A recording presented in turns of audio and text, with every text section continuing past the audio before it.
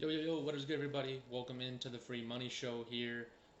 Having some NFL futures here for you guys. We got three here for the NFL season, and they're all win totals for the season. Starting off, we're going pick number one Carolina Panthers over 8.5 wins plus 195. This is at Circa Sportsbook in Las Vegas, but you can bet the number at over 7.5, which is pretty standard around most books. But I just love the value on that play, plus 195. If you are able to get that, go for it. But the standard total is just as fine because that is going to hit as well, clearly. So to start off, I like the Panthers because their coach this season, Matt Rule, is a great coach from his time in college and had a decent time last season. He started at Temple with a 2-10 season, then finished with back-to-back double-digit win seasons before moving on to Baylor, where he was 1-11 in his first season, then had a 12-2 uh, record, and then 11-3 to finish off before he went over to Carolina and the NFL. Now, last year he was 5-11, but if history is a benefit to Matt Rule, they will bounce back from that and improve upon that. That is what he has done his entire career coaching as a head coach. The Panthers also bring in a new quarterback, Sam Darnold, and I was kind of a fan of him myself, seeing him play at USC against ASU a lot and a couple other Pac-12 teams. I think he never really got a fair shake in New York. I mean, what New York quarterback has really done well in the past decade, possibly 2 decades? So there's a new fresh start for him and a coach that clearly wants him. And I think that is another benefit as well, kind of just being wanted. That can definitely just help anyone, knowing that this is a place where they are wanted and welcomed in with open arms. And Darnold gets weapons here in Carolina. Christian McCaffrey comes back after missing a good portion of last season, getting hurt early on. He returns, and the Panthers have a decent wide receiver room. They do lose Curtis Samuel, but they bring back DJ Moore, Robbie Anderson, and they spend a second round pick on Terrence Marshall, wide receiver out of LSU, who put up numbers with Joe Burrow, and last season kind of dwindled a little bit, but that was expected after Joe Burrow left. They also have decent tight ends. Rookie tight end comes in, he should start. Tremble, and then Dan Arnold, who I think is a sneaky good signing from Arizona. He didn't put up the numbers that some of the other guys on the roster did, but he was a fail-safe for Kyler Murray on third downs. As someone who watched a lot of Cardinals games last year, he was instrumental to that team last season, and I think that he will play a big role this year because he can block as well, which is another added benefit for him. The offensive line is about standard, nothing good, nothing great, but they definitely get the job done here. And the defense is pretty good. The defense had a great year with Jeremy Chin, having a stellar rookie season. And then they bring in J.C. Horn, who some people thought that he was taken ahead of Patrick Surtain and a couple other guys that they thought might have gone earlier. However, Carolina and Matt Rule got their guy, and this is who they want to add to the team with guys like Shaq Thompson, Brandon Royvial, Trey Boston. So these guys help improve a Carolina team that was 19th in pass defense and 19th and 18th in rushing power pass yards allowed. So pretty standard, kind of middle of the road, slightly beneath that. So this Panthers team should improve upon a lot of those things, but some of these areas they have to improve on if they want to get to 9 wins. So I think that they can do that. And another thing, I just think a big catalyst, I think Darnold has a big improvement. I just think not many people are expecting it from him. And the Panther schedule plays a benefit in that. Sam Darnold last 2019, the full season that he played without getting mono last year and getting hurt, he had a 7-6 record, a winning record. He had 2 fourth quarter comebacks, and he just played well. They're very promising. He had 19 passing touchdowns, 13 interceptions, and 3 game-winning drives, which is what you need to get that over 9.5 win total. So the Panthers schedule, I just want to start off with guaranteed wins in my mind that I think they have. And this may be bold, but I just see it happening. Their schedule is in their favor. So they start off with the New York Jets in week 1. That is a Sam Darnold revenge game in Carolina. He will take care of business and beat the Jets. Week number 2, the Saints at home without Michael Thomas, which is huge because he is injured. Taysom or Jameis might be starting, but they won't have the cohesion and the flow that they will later on in the year. So I think that the Panthers steal one and beat the Saints at home without Michael Thomas, because that wide receiver room isn't strong without him. Emmanuel Sanders left, and now no Michael Thomas. Then in week 3, they take on the Texans. I don't think Deshaun Watson's going to be playing. I'm not sure the NFL can have that happening while an open investigation is going on. So whoever the QB is, whoever they decide it is, ain't beating the Panthers or Matt Rule with a first-year coach and a first-year quarterback. So that is a win for the Panthers. Then week 5, they take on the Eagles at home. Same thing. The QB situation's kind of shaky. Jalen Hurts might be out by that point, depending on how bad he's playing. Flacco might come in. I'm just not sure either one of those guys is a good quarterback in the NFL or with that Eagles team. So I think the Panthers can win that game at home against Philly. That is a win for us, which brings us to 4. They then, in week 6, take on the New York Giants in New York. Same thing. Danny Dimes, I don't trust him. I don't think that he has the capability to beat the Panthers. And by that point, they'll probably be relying on Saquon Barkley. And they know that Matt Rule and his defensive coaches will know that that's not able to beat the Panthers by themselves, because they have a great, promising young defensive core who will be able to stop that offense. They then play Atlanta twice in the regular season.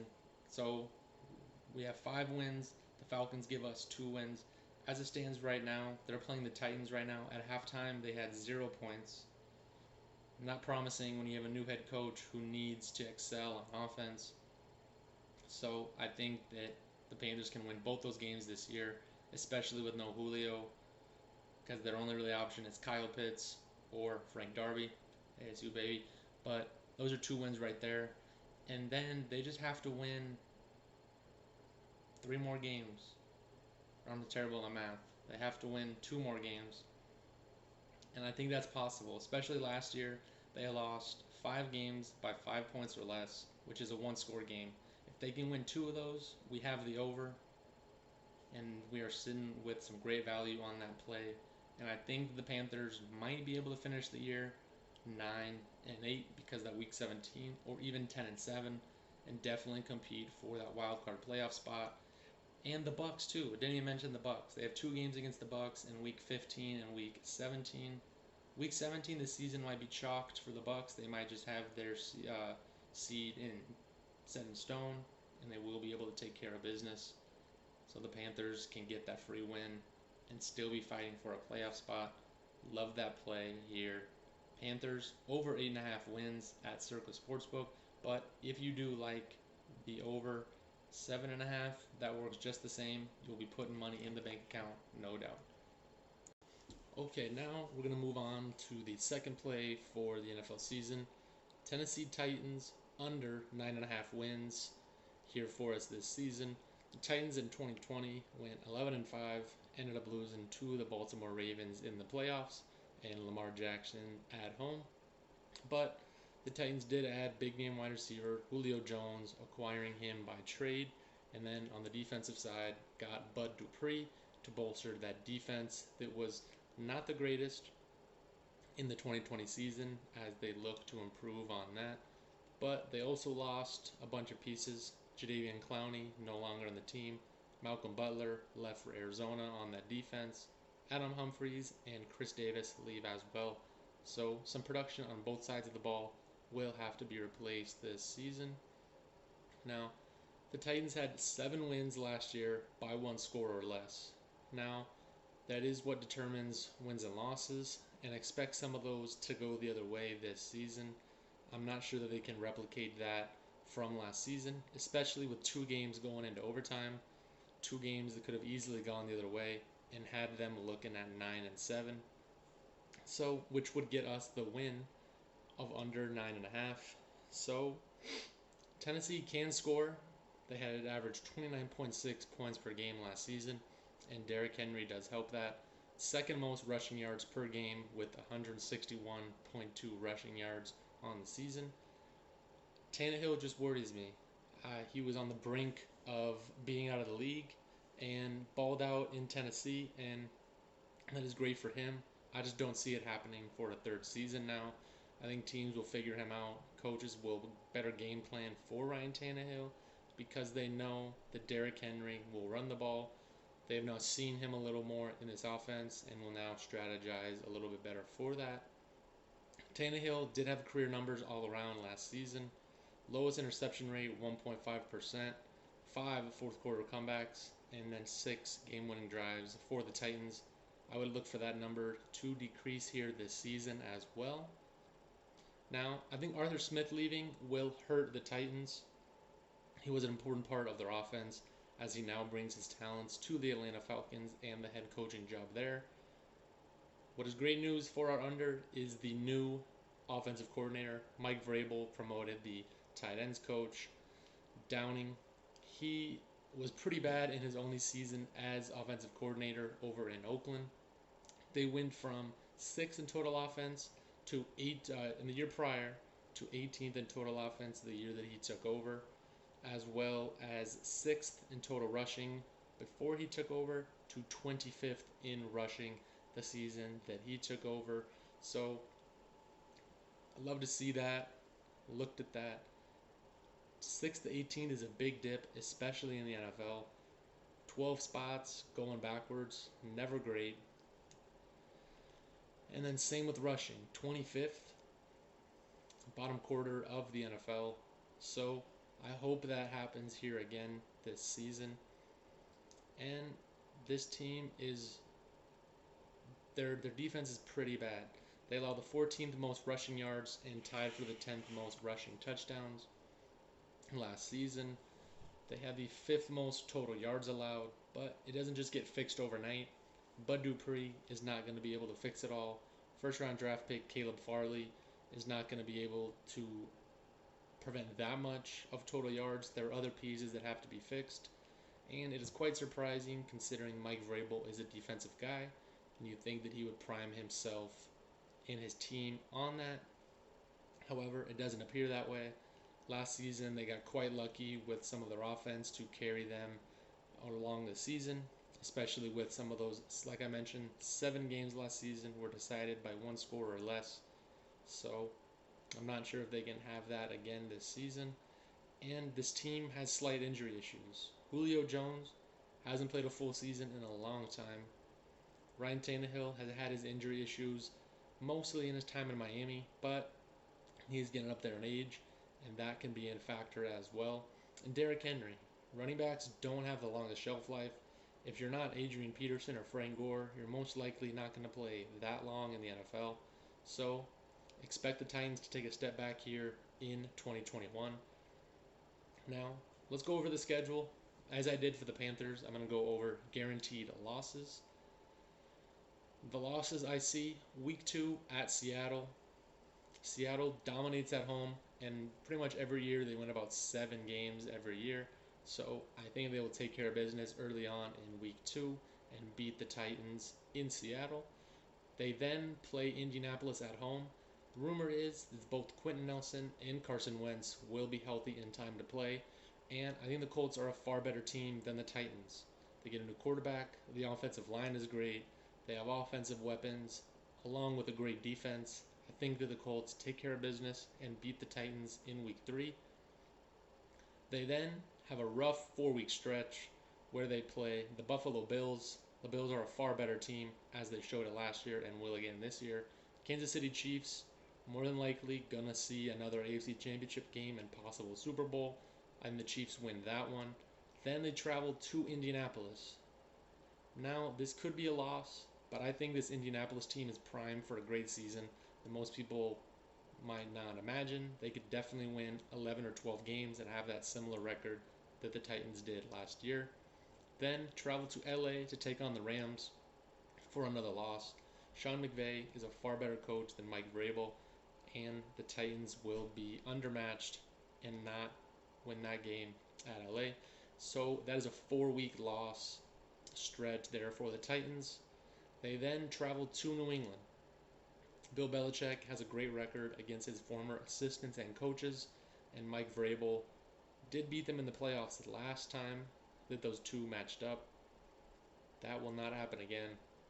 Bill Belichick having a bounce back year, whether it's Cam Newton or Mac Jones, that team is going to be competitive and compete for a playoff spot, especially in New England, cold weather. It's going to be a battle for the Titans. I think they lose that one. They then travel to Pittsburgh for another loss 2 weeks later. Pittsburgh beat them last year without Ben Roethlisberger in that game. So now they have Ben back, and I think that Ben will win that game again as he did last year. They then play the Niners at home. Now the Niners, no one's quite sure how they are going to do this year. I think that Jimmy G will be fighting for his job. And let's say in somewhere that he isn't fighting for his job and he's had a bad season so far, Trey Lance will be inserted because Kyle Shanahan has a lot of pressure on his back from John Lynch, the fans, everybody, ownership. He has to win, so he will put the quarterback out there that will get the job done. And Kyle Shanahan and the Niners will win that game. So that is a total right there of 9 losses. 8 and 9. Those are 9 losses that I see right there. Now they could win some of those, no doubt about it. I just think that this team will take a step back offensively, whether that's Julio Jones being hurt, and then the ball has to be thrown to A.J. Brown. That's going to be interesting for them to monitor. And Jonnu Smith left as well from Tennessee. He is now New England. So one less passing option for the Titans to have. So expect the Titans to take a step back and go with the under 9.5 wins for the season. And lastly, the third and final win total we have for the 2021 season. Minnesota Vikings over 9 wins, minus 105 at Circa Sportsbook. Pretty much anywhere around this total is a good number. I think they get over 9.5, so if it goes up a little bit, definitely take that as well. But in 2020, the Vikings were 7-9, starting off the season 1-5 from some poor offensive performances to go with some bad defensive performances. So not a great start last year. Hopefully the Vikings can reverse that this year. But the defense was abysmal last year, allowing 29.7 points per game and 393.3 yards on defense, which was 5th worst in the NFL. So that needs to improve if we want to hit that over 9 wins, and I think that it will. The team has been addressed on the defensive side of the ball. Signings have been made, specifically the DBs mostly. Patrick Peterson comes in from the Arizona Cardinals. Brashad Breeland, former Super Bowl champ with the Chiefs. Xavier Woods comes to play safety with the loss of Anthony Harris over from Dallas. And Mackenzie Alexander returns to Minnesota after a 1-year hiatus in Cincinnati. So this team should be much improved on the DB side of things. Even though they lose Jeff Gladney, those guys will be able to help Cam Dantzler and Harrison Smith and improve that poor defensive pass last season. And Anthony Barr returns from injury in the linebacker core. And Chaz Sherratt will probably get the starting job after Eric Wilson left in free agency. He got drafted in from the University of North Carolina, had a pretty stellar year there last year. And then perhaps the brightest spot and maybe the most promising, the 2021 defensive line for the Vikes looks to be completely revamped and will have essentially 4 new starters on it on the defensive line. Danielle Hunter returns from injury after missing the entire 2020 season. Dalvin Tomlinson gets brought in and has not missed a game in his career at D tackle, so hopefully he can bring that same mentality to the Vikings this season. And Michael Pierce sat out 2020 due to health concerns.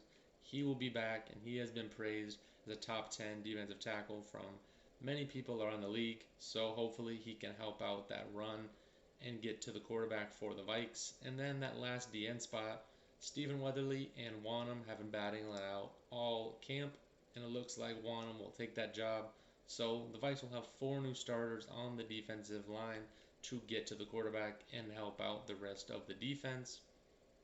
Because Mike Zimmer said it himself, this team was the worst defensive team he's ever coached, so that needs to improve. And his job might be on the line here. If he has another poor season, he might be out the door. But the Vikings can rely on the offense. Dalvin Cook, great running back, top 3 running back in the league, and behind a not too great offensive line, about an average offensive line. So if they can get any improvement out of that area, they bring in Christian Darrisaw. If he can help out, look for Dalvin and Kirk to both have great numbers this year, because this team will go as far as Kirk takes them. That's how the NFL is played now. Quarterbacks are king. So we just need Kirk to get to 10 wins, and that is easily doable with this schedule because Justin Jefferson will be there, Adam Thielen will be there, and D.D. Westbrook was brought in as a third option, so hopefully he can provide a little spark to this offense. And Kyle Rudolph is no longer on the Vikes. He left in free agency, so Irv Smith is now the guy to take those snaps at tight end for the Vikes. So look for them to have another great offensive season and something that they can rely on here in 2021. But we'll start with guaranteed wins here for the Vikes. Week 1, they take on the Cincinnati Bengals. Vikings are far better than the Cincinnati Bengals. That is a win here. Week number 2, travel to Arizona. The Vikings are 12-3 in their last 15 games versus the Vikings. Or versus the Cardinals, excuse me. So look for the Vikes to win that one and start the season 2-0. They then play Seattle Seahawks. Vikes ain't winning that one. Just ain't happening. Seahawks own the Vikes. Week 4, Cleveland travels to Minnesota. A battle of former assistant taking on Mike Zimmer. Zimmer will not lose to Kevin Stefanski. His pride will be on the line. That is a game that he has to win, especially early on in the season. So look for the Vikes to win that one at home. And the crowd will be back. That is another huge factor that we kind of forgot to mention. Perhaps the team that missed out the most because they were 6-2 in 2019 and last year only won 2 games at home. So they missed the fans the most. They will be back. Another factor for us to help get us over that over 9 wins. Then week 5, they take on Detroit. That is a win. Detroit may go 0-16 this year. Who knows? So put that in the W column. Then they take on Carolina. Not sure how that one goes. That could be a coin toss in my mind. They then play Dallas at home. Vikings own Dallas at home. Just how it goes. The Vikes will win that one with Dak Prescott possibly having another injury. Whoever they throw out there at quarterback, unless it's Dak, is not going to be able to beat the Vikings. So that is a win for the Vikes either way. The next win I see for them is at LA Chargers. The last time that the Vikes played in LA, it was pretty much a home game. 60% it seemed like of the fans in that game were wearing purple. So expect the big population of Vikings fans out in the West to help out and support the Vikes there in that one when they take on Justin Herbert. I think they split with the Packers this season. I think the Vikes, that's kind of how it always goes. Last year in Minnesota, Packers beat them. Last year in Green Bay, Dalvin Cook went crazy, won the game himself. That's just how it goes when these two teams play. So chalk that up as win number 6. I give them another win at Detroit. That would be 7. I think they beat the Pittsburgh Steelers at home. The Vikes, as I mentioned, are just a good home team. They win at home, take care of business when they're supposed to. That will be win number 8. And I think that they beat the Bears twice this year. Or actually, excuse me, I went over the Detroit Lions. So the Detroit Lions, that's another win. That would be win number 7. And then 8 is Pittsburgh. Then the Bears would be 9. I just think the Vikes have a far better roster than the Bears do. And Fields is already making comments saying the game is too slow for him. Wait till he plays real NFL teams out there. He may be in for trouble. And then lastly, another game versus the Bears. So that would be 10 wins. So Cincinnati, Arizona, Cleveland, Detroit, Dallas, LA Chargers, Green Bay, Detroit, Pittsburgh, and Chicago for 10 wins for the Vikes. And anything after that is gravy. In case we even lose one of those games that we were supposed to win, we can get one somewhere else, whether that's Carolina, Baltimore, San Francisco, the Rams, whatever it takes. The Vikes will get over this 9-win total this season for the Vikes. Love it.